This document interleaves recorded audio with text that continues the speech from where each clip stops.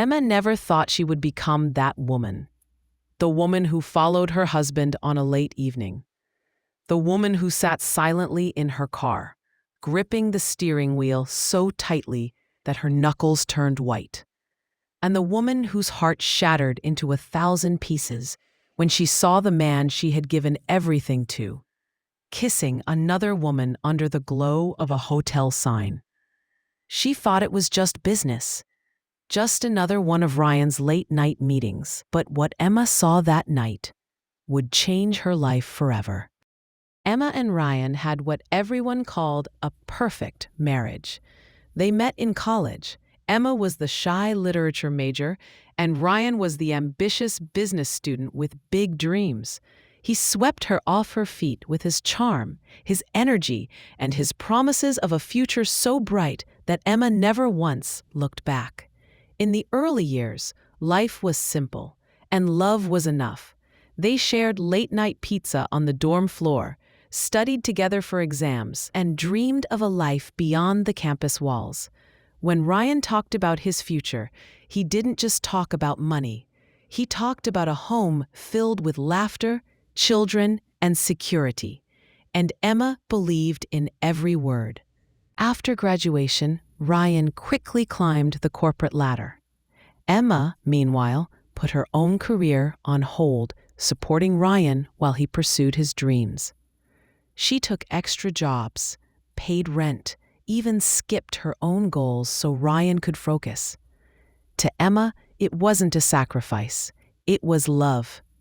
And when Ryan finally landed his big job at a financial firm, Emma thought, this is it. Their hard work was finally paying off. For a while, life really was good. They bought a modest house in the suburbs, filled it with warm furniture, and filled each other's hearts with plans for the future. Friends envied them. Ryan and Emma, the perfect couple, they would say. But behind closed doors, cracks began to show. At first, it was small things. Ryan came home later than usual. Just extra hours at the office, babe. Then he started working weekends. Big clients, you know how it is. Emma didn't question him. She trusted him. After all, wasn't this the man who had promised her forever? But soon, his phone became a secret. He guarded it like a treasure chest. Emma would catch him smiling at messages he quickly hid, and when she asked, his answers were always short, defensive, sharp. Emma told herself it was nothing, that she was overthinking. But the loneliness grew heavier. Each night, she sat at the dinner table, staring at the empty chair across from her. The chair where Ryan used to sit. The chair that now felt like a ghost of their marriage. What Emma didn't know was that her life was about to spiral into a storm of lies, betrayal, and revenge so shocking, no one in their world would ever forget it. The whispers of doubt that Emma had tried to silence soon grew into screams she couldn't ignore. It started with the perfume, a fragrance she didn't own, lingering faintly on Ryan's shirt when he came home late one night. At first, she thought maybe it was from a colleague at work, but the scent was too strong, too intimate, too deliberate. Emma tucked it away in her mind, trying to convince herself it meant nothing. But then came the missed calls, the business trips that didn't line up, and the credit card charges she didn't recognize. Dinners at restaurants she had never been to. Hotel bookings under Ryan's name. One night, while Ryan showered, Emma picked up his phone. Her hands trembled as she unlocked it. He had grown careless, leaving his passcode the same. And what she saw ripped her heart open. Messages, dozens of them, from a woman named Sophie. The words burned her eyes. Last night was amazing. Can't wait until we're together again. And Ryan's replies were worse. You're the only one who understands me. I'll make this official soon. Just give me time. Emma dropped the phone. Her chest ached. her breath caught in her throat. The man she had sacrificed everything for, the man she believed was her partner in life, was building a secret world with another woman. She confronted him that night, tears streaming down her face, voice shaking with betrayal. But Ryan didn't crumble. He didn't apologize. Instead, he got angry. "How dare you invade my privacy?" he snapped. And when Emma, broken, begged him to explain, his words cut deeper than any blade. "You have let yourself go. You don't excite me anymore. Sophie makes me feel alive. Something you don't." Emma stood frozen. This wasn't just betrayal. It was cruelty. The man who once swore she was his world was now treating her like she was disposable. In the weeks that followed, Ryan stopped pretending. He came home less and less, and when he was there, the silence was unbearable. Emma felt invisible in her own home, like a ghost drifting through the ruins of her marriage. Friends noticed the change, but Emma was too ashamed to admit the truth. How could she tell them that the man everyone admired was tearing her apart behind closed doors? Nights became the hardest. Emma lay in bed alone, staring at the empty space beside her. She replayed every memory, every sacrifice, every promise, and she wondered, was it all a lie? Had Ryan ever loved her, or had she just been a stepping stone on his climb to success? The loneliness consumed her. The anger burned inside her. But beneath it all, a new feeling began to grow. Not just sorrow, not just rage, but resolve. Emma knew she couldn't let this go. If Ryan thought she would crumble and fade away quietly, he was about to learn just how wrong he was. The day Emma decided she would not be broken was the day everything changed. For weeks, she had let Ryan's betrayal eat away at her spirit. But one morning, staring into the mirror, she saw herself. Hollow eyes, shoulders slumped, a shadow of the woman she once was. And in that reflection, she made a choice. Emma would not beg. She would not cry. She would not be another discarded wife whose story ended in silence. No, she would rise. It began quietly. Emma reconnected with old friends she had drifted away from, people she had once avoided because Ryan didn't approve. They welcomed her back with open arms, and through them, Emma began to rediscover the pieces of herself she had lost. She dusted off her resume, applied for jobs, and within weeks landed a position at a local publishing house. Something she had always dreamed of, but had given up for Ryan. Her first paycheck wasn't much compared to Ryan's corporate salary, but it was hers. And the freedom it gave her felt better than any amount of money. Emma also started taking care of herself again. She joined a gym, not to impress Ryan, but to feel strong. She bought new clothes, not to catch anyone's eye, but to reclaim her confidence. Every day, she walked taller, smiled more, and carried herself with a quiet fire. People noticed, even Ryan noticed, but he was too arrogant to see what was happening. Ryan, meanwhile, grew bolder with Sophie. He stopped hiding the affair. He flaunted her at events, introduced her as a colleague, and laughed at whispers behind Emma's back. He thought Emma was too weak, too dependent to ever leave him, and that arrogance would be his downfall. Emma, however, was patient. She didn't scream. She didn't throw his clothes out. Instead, she watched. She listened.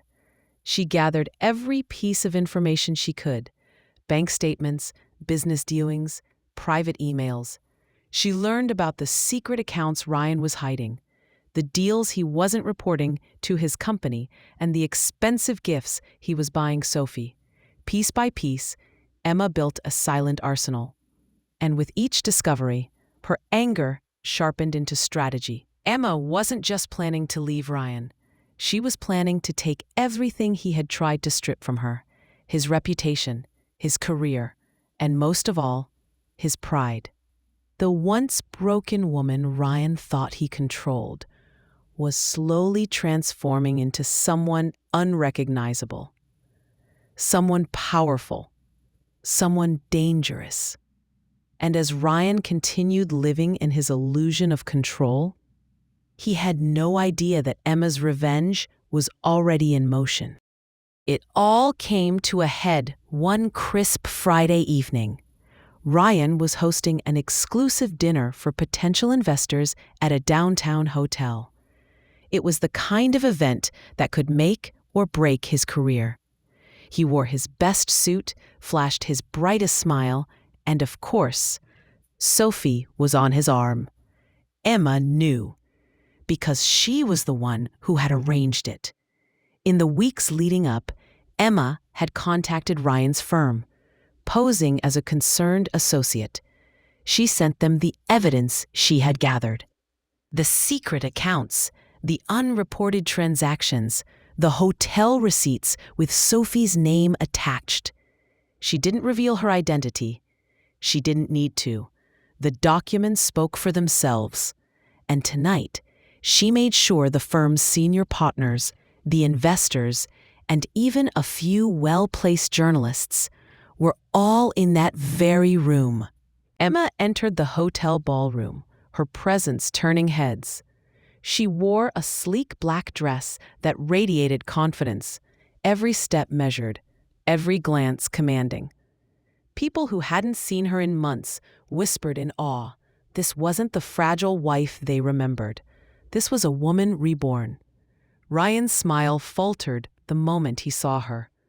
"What are you doing here?" he hissed under his breath, panic flickering across his face. Emma only smiled. "Just here to support my husband," she said softly, her tone dripping with irony. As the evening unfolded, Emma's plan unraveled perfectly. One by one, investors pulled Ryan aside, whispering about inconsistencies. The firm's partners began comparing notes, their eyes narrowing. And then, the journalists struck. Flashes of cameras, pointed questions, accusations about Sophie and the stolen company funds. The room erupted in chaos. Ryan stammered, denied, shouted, but the evidence was undeniable. His perfect image shattered in front of the very people he had tried so desperately to impress. And Emma? She stood calm, a glass of wine in her hand, watching it all unfold. When Ryan's eyes met hers, wild and desperate, she leaned in and whispered just loud enough for him to hear. "You underestimated me. That was your biggest mistake." Within hours, Ryan was escorted out by security, Sophie vanishing into the night to save herself. The investors withdrew. The firm suspended him, and by morning, his downfall was plastered across every major business news outlet. The mighty Ryan, once admired and envied, was now disgraced. His career was over, his reputation destroyed, his carefully built world crumbled to dust. Emma didn't need to shout. She didn't need to break things or beg for pity. Her revenge was clean, calculated, and absolute. She had shown him and everyone watching that the woman he thought was weak and disposable was the one who held all the power. In the days that followed Ryan's downfall, Emma's phone buzzed endlessly. Some messages were from old acquaintances, shocked at the headlines. Others were from colleagues, congratulating her strength, though few knew just how much she had endured. Ryan tried to call, of course, dozens of times, but Emma never picked up. There was nothing left to say. For years, she had given him her love, her loyalty, her sacrifice, and he had repaid it with lies, betrayal, and cruelty. But Emma had reclaimed something far more valuable than revenge. She had reclaimed herself. She wasn't just Ryan's wife anymore. She was Emma, strong, independent, respected. She had her career, her confidence, and a peace that Ryan could never touch again. Sometimes betrayal feels like the end of everything, the end of trust, the end of hope, the end of love. But for Emma, it was the beginning. She proved that being broken doesn't mean being defeated, that silence can be more powerful than shouting, and that the sweetest revenge is not destroying someone else, it's rebuilding yourself so beautifully that they can never touch you again. Emma walked away from Ryan with her head high and her soul unchained. And as she stepped into her new life, she carried with her one unshakable truth. Those who betray you may think they've won, but in the end, it's the survivor who writes the final chapter.